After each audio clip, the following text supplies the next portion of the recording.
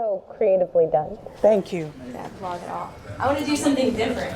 I want to keep you on the hot seat. That was an incredible read, yeah? Yeah. Yes. So honored to be a part of your anniversary and your fucking life. Well, and I don't think I said, did I say that I didn't write before cancer? No. What? No, you didn't share that at all, Kelly. Sorry, I had my notes. Come back in, come back in. Yeah, I didn't write before cancer. A dear friend lovingly and persistently nudged me, and I resisted, and then I finally started writing in September of 2019. And once I started, I had unleashed the floodgates. So we started in August of 19. Were we just calling each other in, or Must what? have been. I hope that's the case for a lot of you out there today, that it just feels like you're being called in, and that this was the show you were meant to attend, and that you feel changed in a bit for it. Yeah, thank you for inviting us. So what I want to do a little different is, since you're open, right, like after a headliner is, they just gave you their soul, and we graciously accept. Why don't we do a little like Q&A moment? All right. Because I know you like to fucking talk about yourself. I like to talk about myself too. I'll start. How much of new writing of traumas came about in COVID? Because you spoke of isolation and meeting yourself after the age of 40, which I would not have guessed. And how much of that happened after COVID or inside of? Well, I mean, COVID over? technically, like an yes, no isolation. Yeah.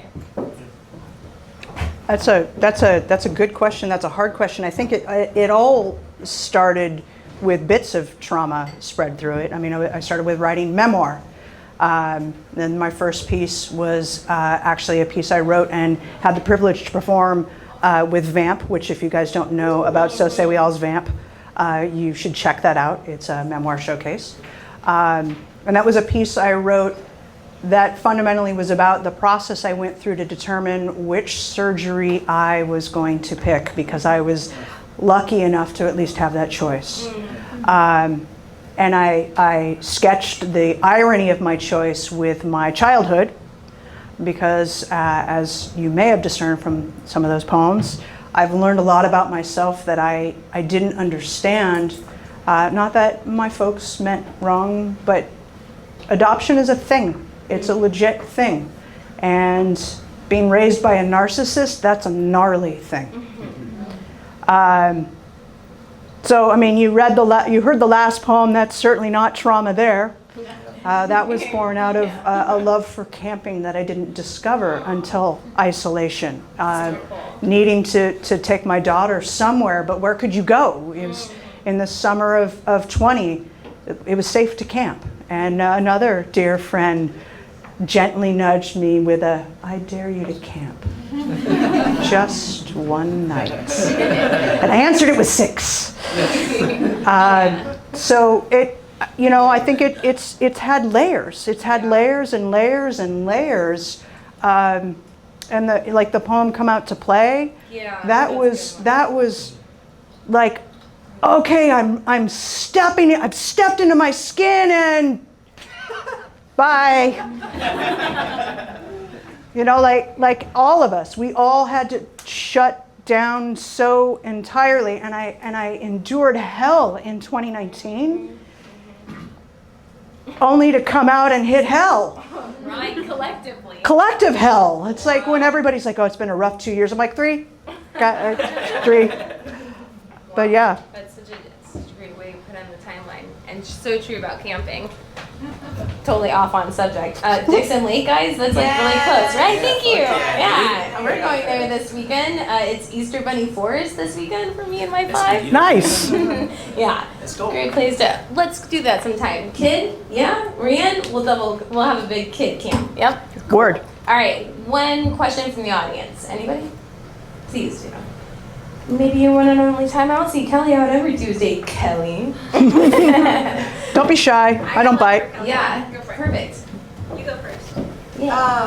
What did cancer teach you? I know you just read through your soul and your poems in there, but what was like the one vital lesson you learned, you got from it? Don't wait. Oh. Damn. It's not worth it to wait. Don't wait to be you. Don't wait to do the things you've always wanted to do. Don't wait to have the conversations you want to have or need to have, no matter how hard. Don't wait and hide yourself, your emotions, your needs, your wants. Don't wait. Be you. Be relentlessly you. Don't wait.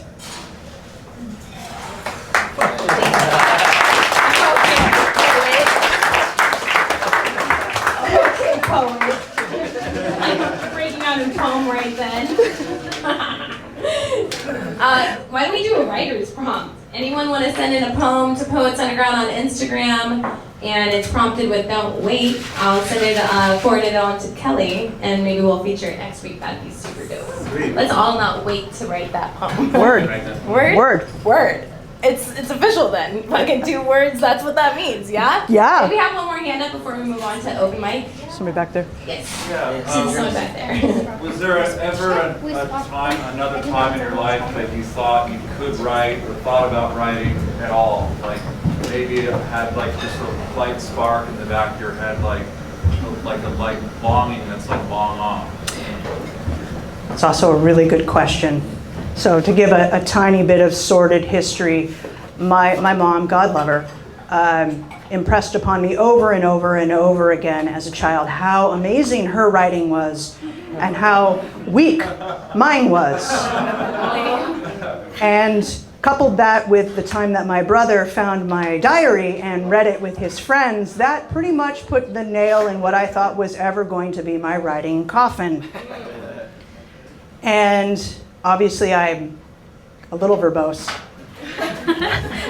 And apparently extemporaneously create poetry. That's a great word. There were points now that I look back. I didn't see them as benchmarks of writing to be at the time, but there are points when I look back that I go, oh, hey, dummy. Oh, and look at that. Like when I was 15, I was a camp counselor, and one of my good friends of mine, he started it. He wrote on an index card and handed me the card, and I like looked at him like, what? And we wrote a story back and forth all summer, like a handout, a couple lines, a page, whatever it was. Little moments like that that are actually peppered throughout my life. But I'm a musician. I've been a musician since I was 17. So I never, people say, do you write songs? No, I don't write songs. I definitely don't write lyrics. I write lyrics now too. And songs. Harder to write than poems. Yeah. Right? I'm sorry? They're harder to write than poems. You think? I think so. I would agree so. Anyway, Yeah, they were like I find them. the forest structured into a melody, of course. Well, yeah, okay. Well, I'll think about that. Haven't done a lot of it yet. So when my pen found the page, finally, fingers on the keys, it was like I was drinking from the water, the water well that I hadn't known that I was missing. And literally, when I say that once I started writing, I unleashed the floodgates. I'm grateful. Don't get me wrong. But I unleashed the floodgates. It's a little like, wow, how could I have missed it that long?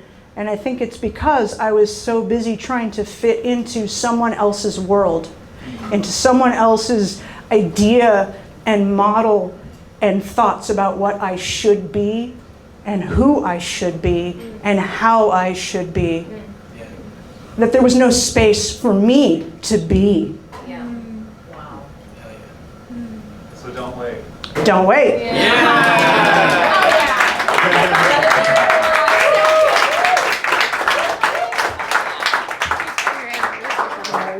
Take out your fucking glasses.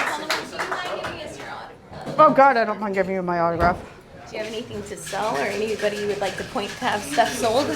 I don't have anything to sell tonight. I have nothing to sell, but we own Kelly's Soul Inside the Fuck Isolation anthology. It is in the anthology. I do have a speculative fiction piece that has been published. Let me get that. Nice. Where can we find your work? You can, thank you, Lucky. So hit me up. My website's kellybowenarts.com. I've got some poetry in. You got some shit coming out. I've got some poetry in Poets Underground anthology and a couple other anthologies. I've got a memoir piece that So Say We All published. Oh, we are not talking about other people's anthology. No. Well, because that's poets. That's not true. Sorry. But the best one is poets. Yeah, of course. Yeah, you have a bunch of stuff. Everyone wants your work. And I will start shopping my first novel this year. Yay!